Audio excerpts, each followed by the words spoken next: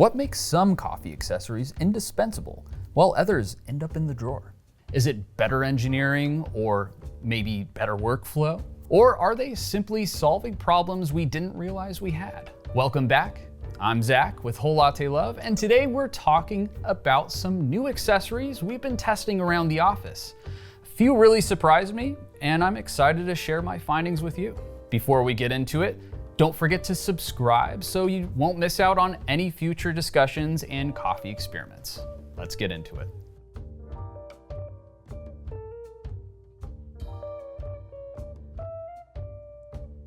If you've been making espresso at home for any length of time, you've probably noticed that the longer you're in the hobby, the more tools you tend to accumulate.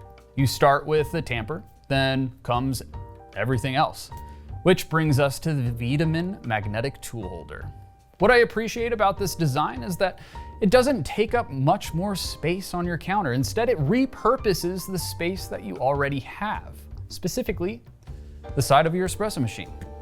Using embedded magnets, the holder allows you to store your Wiedemann WD tool and the barista brush directly on the machine itself. Now, while you're talking about magnetic accessories, there's an interesting question that comes up fairly often. Why doesn't my magnetic dosing funnel stick to my portafilter basket? The answer comes down to material science. Not all stainless steel behaves the same way.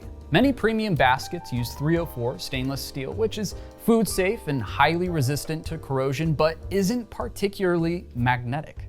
Magnetic food safe steels tend to be less expensive than 304, like 430, 410, and 420. That's why magnetic dosing funnels may stick perfectly to one basket and completely ignore another.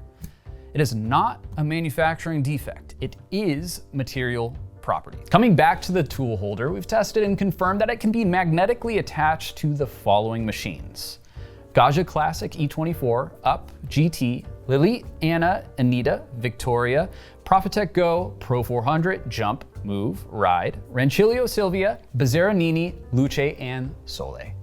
If you're interested in attaching directly to your machine and it won't stick magnetically, the tool holder has an adhesive strip on the back that can be used to attach permanently anywhere you want. One idea from Wiedemann is to attach it to the back of your tamp station.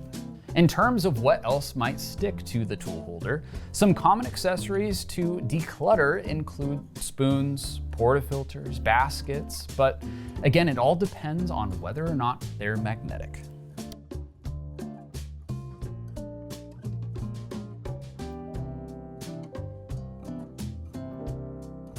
This next product got me thinking about a question that sounds simple, but is actually surprisingly difficult to answer.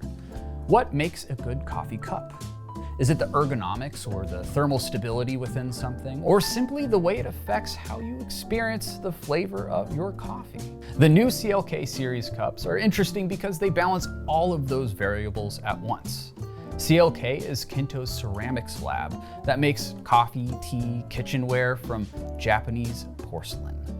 These cups have notably KINTO aesthetics with earth tone colors, exposed clay, and subtle speckling. But what stood out to me was how thoughtfully the ergonomics were considered. The handle geometry keeps your fingers from touching the hot sides of the cup, and the texture transition between the gloss and the exposed clay is softened, so it's not jarring when your fingers brush up against the base. And overall shape, the cup feels very intentional, and I enjoyed using them for several different coffee beverages. When you're pouring milk-based drinks, particularly in smaller sizes, the geometry creates this really nice environment for latte art thanks to this concave bottom of the cup. It's one of those products where the more time you spend with it, the more you begin to appreciate the design.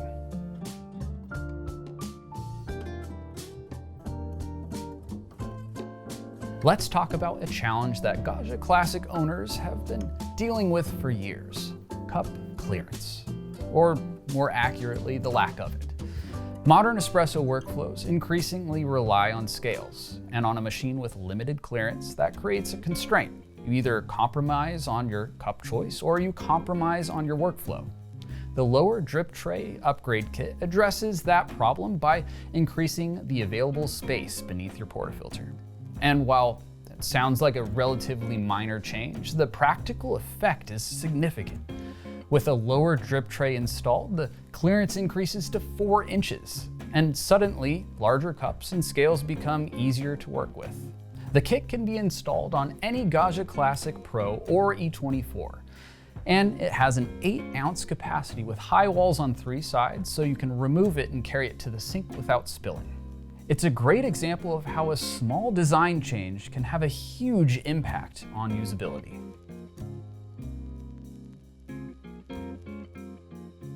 This is the kind of question that I love, because if you're someone who thinks of a filter paper as a passive component, just holding your coffee, there's so much more to discuss. The filter paper you choose can highly influence flow resistance, which means it influences extraction. The Varia flow filter papers are interesting because they're available in 2 different thicknesses, 21 GSM and 50 GSM. GSM is short for grams per square meter, and it's a measurement of density which translates to the amount of resistance the paper provides to the flow of the coffee. When combined with interchangeable filter screens on the Varia Flow dripper, you gain this variable that can be manipulated and explored. What's especially interesting is that these papers also work in several different flat bottom brewers that we carry, which adds a versatility of those devices as well. The flow filter papers are available in 55 and 85 sizes, and you get 100 per box, which is plenty to experiment with. So even if you don't own a flow, there's still an opportunity to play with your extraction in maybe ways that you have not considered before, like changing your grind or pouring schedule.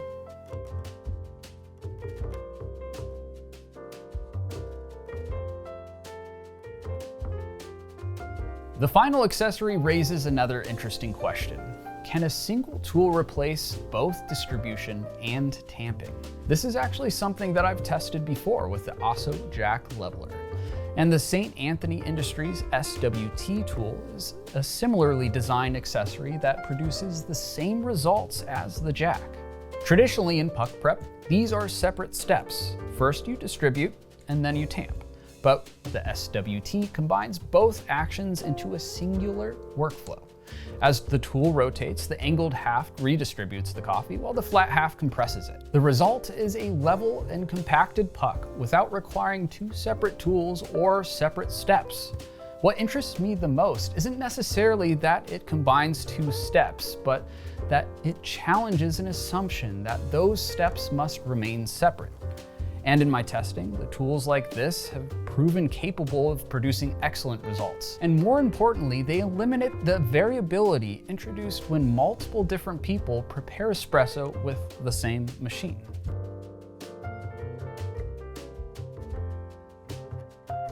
One of the reasons why I enjoy coffee as a hobby is that it sits at an interesting intersection of science, engineering, and daily ritual.